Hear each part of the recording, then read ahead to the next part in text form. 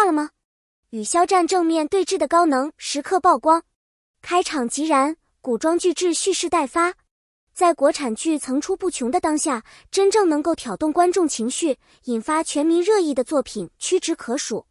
但《沧海传说》的横空出世，如同一柄锋利出鞘的利剑，直击市场疲软的神经。由肖战与张婧仪联袂主演，这部古装史诗巨制还未播出，话题已然沸腾。恢宏的世界观、复杂的人物关系、真实的情感刻画以及拳拳到肉的对峙场面，使他从预告片开始就牢牢锁住了观众视线。尤其是在肖战饰演的沧海与张婧仪饰演的向安朵之间火花四溅的高能交锋，更是吊足了大家的胃口。一场关于命运、忠诚与背叛的较量一触即发。沧海归来，血仇10年。故事起始于一场惊天阴谋。年少的魁多之子沧海在一夜之间失去了家族与自由。他目睹父亲含冤而死，母亲抱子而逃，满门血仇如影随形。10年蛰伏，他以沧海之名重返雍朝，以织女台长身份周旋朝堂。他的回归不为荣华富贵，只为讨回公道，查清真相。但他也并非复仇机器，他懂得取舍，懂得人心，更懂得在复仇与正义之间找到平衡。他不是王子归来，而是一个智勇兼备的新时代英雄。肖战演技蜕变的燃点。在这部剧中，肖战完成了从偶像演员到实力派的华丽转身。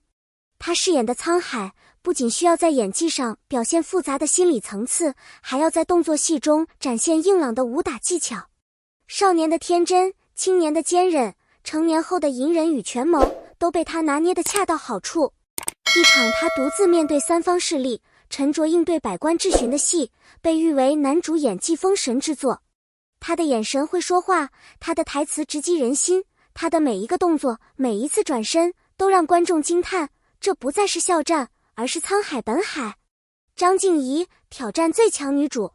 张婧仪在《沧海传说》中饰演的向安朵，是近年来古装剧里罕见的绝对强女主。她不是为了衬托男主光环而存在，而是真正在剧中拥有决策权与改变格局的核心力量。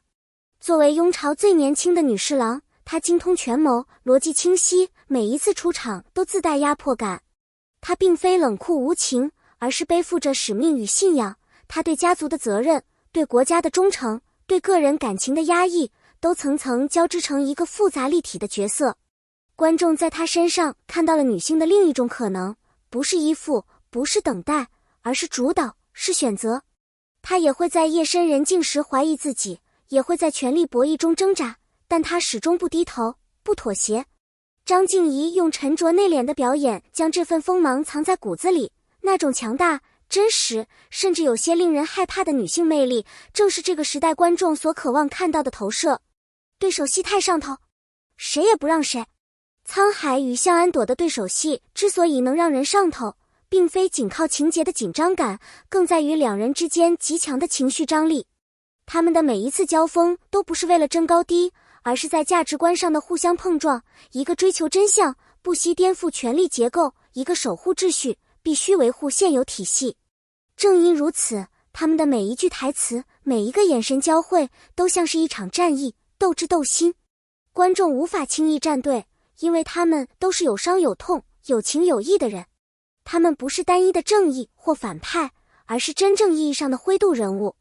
当两人于灯下低语，语气柔和却藏着锋利，当他们拔剑对峙，眼中却有着不舍与迟疑，这种感情的撕裂感直击观众内心深处。我们会问自己，如果换作是我会选择爱还是忠？他们的每一次正面对峙，都是一次情与理的灵魂拉锯。周琦，最具成长力的青年演员。庄志恒这个角色在《沧海传说》中像一面镜子，映射出成长的本质并不光鲜，反而是一连串的试错与觉醒。周琦的演绎精妙之处在于，他没有让庄志恒一开始就立于明朗正义的立场，而是让他在人性深处慢慢挣扎出来。他既渴望被认可，也害怕被利用，他曾走上错路，却也懂得回头。正是这种像极了我们自己的不完美，让观众对他产生了深刻的情感共鸣。从最初的权力附庸到最终敢于质疑皇命，挺身而出，周琦用真实的表演让这个角色变得鲜活。他不是在演一个改变，而是在呈现一种成长的疼痛。这种成长是每个人在现实中都经历过的过程，害怕失败，渴望理解，最终学会独立思考。这也是他从小欢喜走来的延续，证明了他不只是青春偶像，更是有厚度、有未来的实力演员。群星荟萃，演技盛宴。沧海传说不仅在主角阵容上下足功夫，更在配角阵容上做到了真正意义的星光不压主。每一位配角都不是工具人，而是推动剧情发展的关键人物。他们有自己的动机、痛点与选择，呈现出一个立体丰富的世界。黄觉饰演的平锦侯用收敛克制的方式传递冷酷与野心，钟汉良饰演的魁多哪怕戏份不多，却用一双温柔坚定的眼神刻画出一个父亲的高度。陈妍希饰演的赵尚贤看似柔弱，却始终如山，是母亲这一角色最动人的诠释。他们的存在让整部剧的情感纹理更加细腻真实，也让观众在追逐主线的同时，愿意去深入每一条支线。这种演员之间的化学反应，不是靠高薪堆砌的热闹，而是真正沉浸式表演的沉稳与厚重。群星荟萃，不是喧嚣，而是厚实的质感。这正是沧海传说成为年度剧王的底气所在。双导演联手，郑晓龙加曹艺文等于品质保证。一老一少两位导演的合作，为这部剧赋予了难得的张力和平衡。郑晓龙作为国剧金牌导演，以《甄嬛传》《金婚》闻名，他带来的是深厚的叙事功底和对人性的洞察。而年轻导演曹艺文则注重节奏与画面语言，他的加入让整部剧更有节奏感，更贴近当代观众审美。两人携手打造出这部既传统又前卫的沧海传说。架空设定中的现实投影。沧海传说的背景虽为架空，但其情节中的政治斗争、人性试探与情感选择却如同照进现实的镜像。剧中的忠与兼爱与恨公与私，每一处抉择，观众都能找到共鸣。